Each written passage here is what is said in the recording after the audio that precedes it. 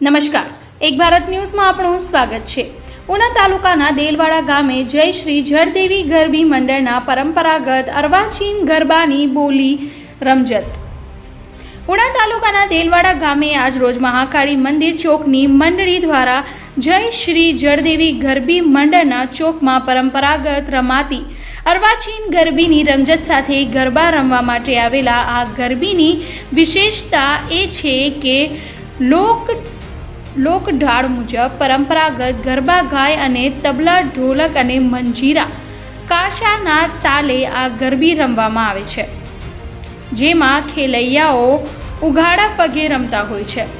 લોક સંગીત સાથે લોક સાંસ્કૃતિકને ઉજાગર કરતી આ ગરબી રમવામાં આવે છે। સાથે સાથે કુદરતની વિવિધ ઋતુના વર્ણન મુજબ આ ગીતો ગરબા ગવાય છે।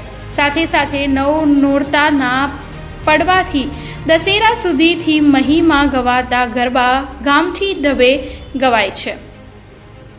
દેલવાડા ગામેના કોળી સમાજના પટેલ અરવિંદભાઈ જેઠવા, તાલુકા પંચાયત સદસ્ય દેવસીભાઈ મકવાણા તથા મનસુખભાઈ દમણિયા અને બાલુભાઈ વંશ પોતાની આગવી શૈલીમાં ગરબા ગવડાવે છે, ત્યારે ભરતભાઈ વાણંદ દ્વારા અર્વાચીન ધબે આ ગરબા ઝીલવામાં આવે છે।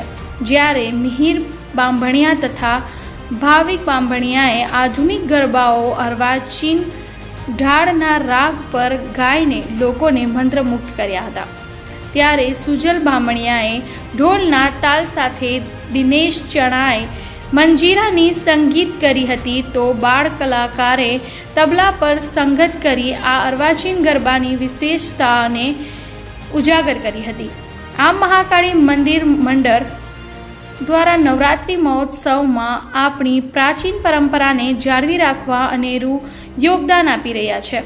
જ્યારે સરકાર દ્વારા આપણી પ્રાચીન પરંપરા મુજબની વિરાસત જાળવવા યોગ્ય યોજના બનાવવામાં આવે છે, તો આપણી પ્રાચીન પરંપરા મુજબની વિરાસત રૂપી આ ગરબા જળવાઈ રહેશે। સાથે સાથે ઉગતા કલાકારોને પ્રોત્સાહન મળે તો નાની ઉંમરે બાળકો તથા યુવાનો આ પ્રાચીન પરંપરા જાળવી રાખવા માટે સફળતા પ્રાપ્ત કરી શકે છે એમ છે, જેથી કરીને ભવિષ્યમાં સરકાર દ્વારા આવી પ્રાચીન પરંપરાગત રમાતી અને ગવાતી ગરબીને વિશેષ સ્થાન આપી નાની વયના બાળકો તથા યુવાનોને પ્રોત્સાહન કરવા યોજના બનાવવી જોઈએ।